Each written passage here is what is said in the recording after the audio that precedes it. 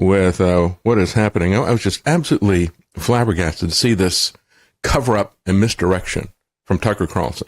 Tucker Carlson put out an interview with Greg Greenwald, and here's episode 37, he said, the two defining tragedies of our time. What do you think Tucker thinks are the two defining tragedies of our time? There we go. A little bit of time to think about this. We're getting close to Final Jeopardy because 2030 is just right around the corner. So what were the two defining tragedies of our time? Yeah, well, he got it wrong. He said the presidency of Joe Biden and the war in Ukraine, and they're both finally coming to an end. Sorry, thanks for playing. This guy, I'll tell you what I think it was. Let's see if you agree. I think the two defining tragedies of our time were the 9/11 false flag that kicked off the police surveillance state and the police state, and Dark Winter, and they both began at the same time. It took 20 years of practice before the other shoe dropped on this. But of course, neither of them are going to acknowledge that because they don't want to say anything negative about Trump. But even more importantly, neither of those events, 9/11 and the creation of the police surveillance state, neither 9/11 or the creation of medical martial law and accompanying with it, rolled out just a couple of years ago, neither of those have ever been acknowledged fully by Tucker. He just kind of made a passing reference in them. He was paid $25 million a year by the people who sponsored that poison. And he kept quiet about it. I think it's absolutely reprehensible. I saw that yesterday, and I had to comment on Twitter. I don't really just spend time on Twitter. I said, what a clueless shill. The two defining tragedies of our time are the 9/11 false flag and the pandemic false flag, and they both began at the same time. The first annual training exercise for the lockdown vaccine was Dark Winter. 2 months before 9/11, anthrax false flag a week after the model legislation to do 2020 and to create the pandemic rules was done 2 months later. And I said, even if Biden comes to an end, the bipartisan march to 2030 and a great reset will continue. Tucker's nothing but misdirection and cover-up. Look, Biden is ending? Again, this is for the MAGA crowd. He's creating content for people to make money, just like he created content for big pharmaceutical companies so they could make money. And now he's doing it for MAGA, the MAGA cult. Oh, the biggest problem in the world is Biden, so, Trump, with all of his faults, you got to get him in there. Because actually, he is something of he's now presented himself as the Prince of Peace. He's going to end all wars. Did you know that? Yeah, Trump is saying that he can, he's the only guy that can do it, And he tells you that. And just like he told us that he was going to stop the massive invasion across our borders by building a wall, which he didn't do. He now says, we're getting really close to World War III, and those missiles are going to be coming at us. So I'm going to build a shield. Going to build the shield. Maybe he'll make Russia pay for it. How about that? So he's going to build the shield. And if it works as well as his promises to build a wall, we'll probably have tens of thousands of missiles coming across the border every day. But Tucker's just creating content for his MAGA cult, because that's just like he created it for the pharmaceutical companies. He's going to continue to lie to you, to misdirect. And look, even if Biden were the biggest problem, and even if Biden dropped dead tomorrow, it's not really him. How do these guys, the same thing they do with Trump. Trump was just used by the deep state. Poor guy.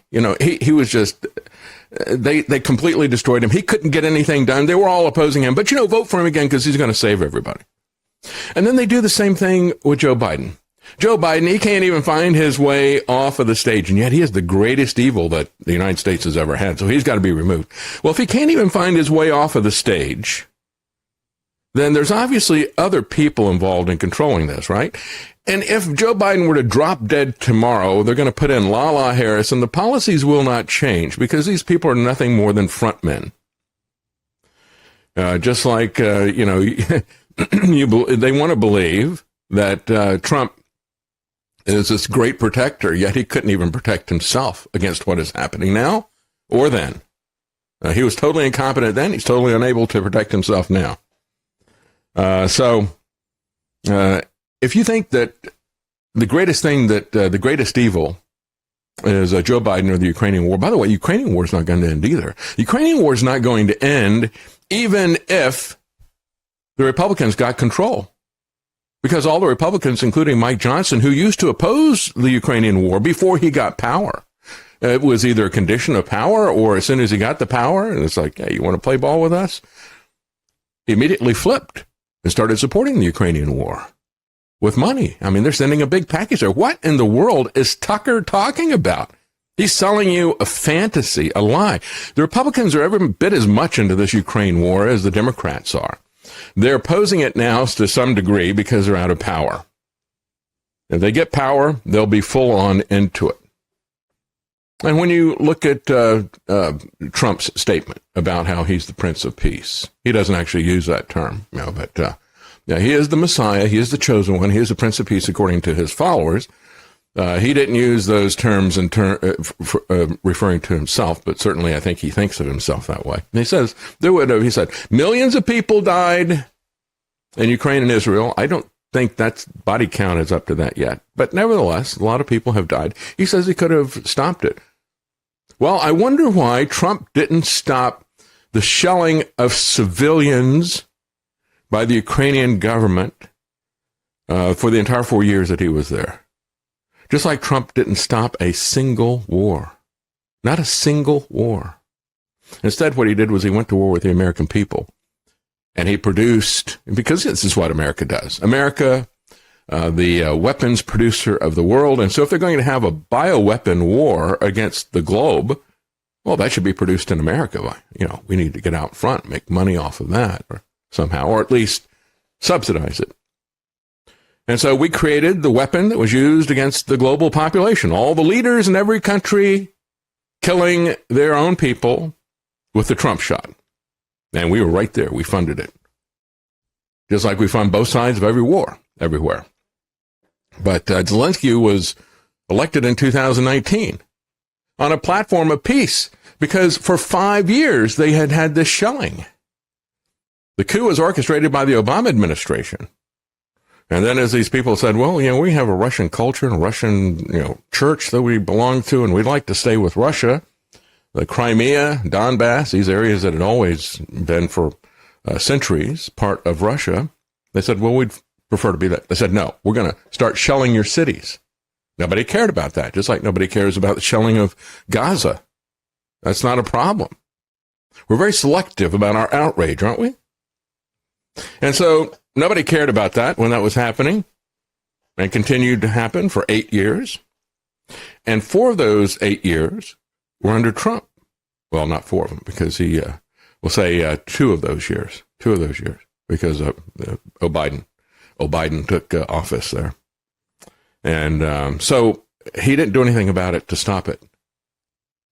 Did he not notice? Was he too obsessed with himself to see that that was happening? But now he notices.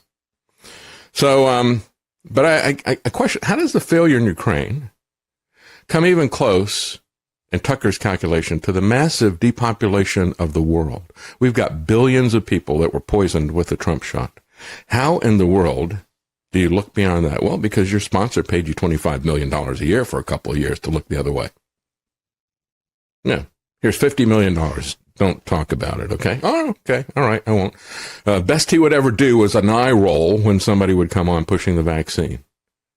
But he wouldn't take it on. And so what is happening with this? Well, we've got schools now starting to conduct sudden cardiac arrest screenings. Look at this. Is this maybe something that Tucker ought to think about with his corporate sponsors? Now, Notre Dame High School in L.A., Sherman Oaks, California. Sudden cardiac arrest screening. Have we ever had this before? Never.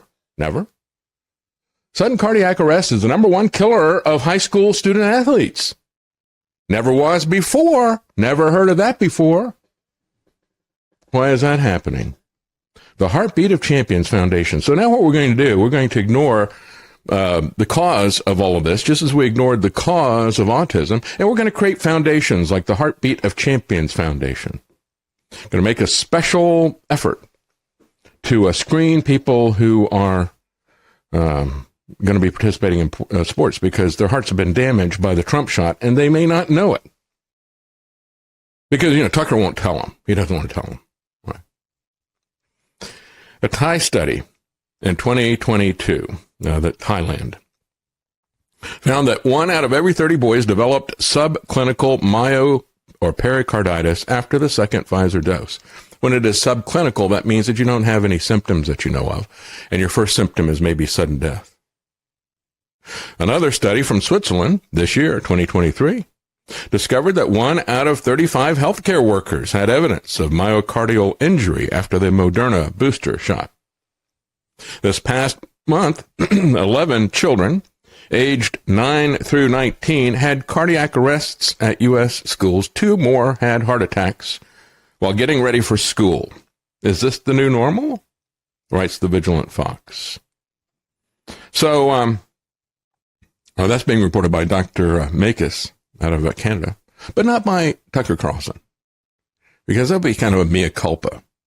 You think if he talked about that, people would say, but why did you continue to cover for your corporate sponsors?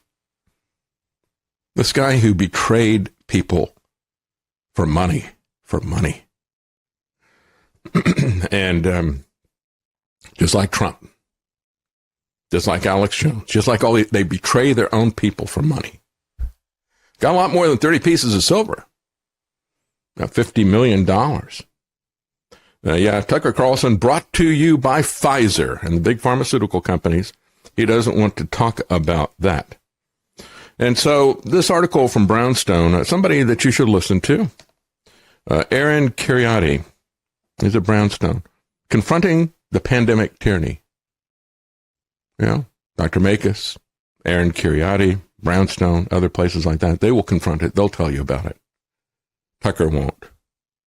In 2019, Aaron Kheriaty was a professor of psychiatry and a chair of medical ethics at the University of California, Irvine. A year later, he found himself on the front lines of the COVID wars. As a dual expert, he followed the science and his conscience, and in doing so, he became a combatant and a casualty in the COVID war, as he lost his job for refusing to comply with the university's vaccine mandate. Now, listen to people like this. Listen to people who had the discernment to see what was happening. But more importantly, there were a lot of people who knew what was happening. Knew it. Tucker's eye rolls showed you that he knew it, but he wouldn't say anything about it. He wouldn't push back against it, and he won't do it now because he wants to not make himself look bad.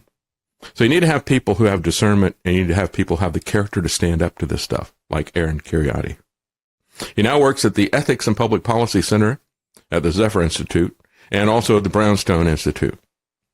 Instead of like Tucker, who took the cash and became rich. Conscience and truth. 2 pillars of democratic life, indeed of any life well lived, were under direct and orchestrated assault during the pandemic. And he's written a new book, The New Abnormal, The Rise of the Biomedical Security State. Well, that's a fitting term for it. I always called it at the time medical martial law. He calls it the biomedical security state. Trained to follow the evidence, he found that intellectually confronting the COVID-justified lockdowns, the school closings, the multiple required vaccinations, the vaccine passports, the masks, the social distancing, required him to practice a discipline of political philosophy, which examines regimes and the authority, power, freedom, and things like that come on with it. And this is why I think that people who looked at it from the political side, because this was a political pandemic, this was a political move. And so the people who would typically look at the political machinations and maneuvers were able to spot this before the scientists were.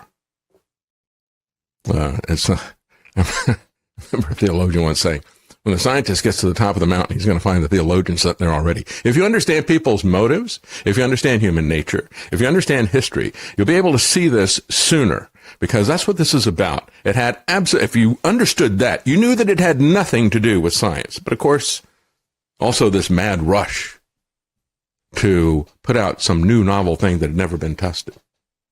And then, of course, there were the ethical issues of how they had developed it, like most of their things. Constitutional norms were suspended, he says. Civic liberties, once taken for granted, were denied with insouciance and cruelty, and those out of step with mandated behaviors were coerced by public and private entities, vilified by the medical establishment and the legacy media, and banned by social media behemoths. Tell me about it. Yeah, you use the term medical martial law, get articles written about you, get banned off of social media. You say that 2020 was in beginning of 2021. If you say, well, this last year, the entire world became the Chinese Communist Party. Well, you say the entire world became China. That gets you kicked off of YouTube. Comprehensive categories, comprehensive thinking, he said, were required to take it all in and to find intelligible coherence in what was going on, occurring in real time, massively visible, while also suggesting that there was behind-the-scenes machinations. The task was enormous and daunting, and it wasn't just an American reality. One had to take in the World Health Organization, China, Italy, Israel, the Scandinavian countries, Australia, Great Britain, University College of London, Canada, Justin Trudeau, and the truckers, along with Anthony Fauci, Francis Collins, Deborah Birx, Rochelle Walensky, Andrew Cuomo, Gavin Newsom, Randy Weingart, and many others. By the way, Andrew Cuomo, in his desperation to attack his enemies, Trump had said, well, even New York was better than DeSantis' Florida. A ludicrous lie from a ludicrous liar. And so he did that, started to do that again in his event in Kissimmee, Florida.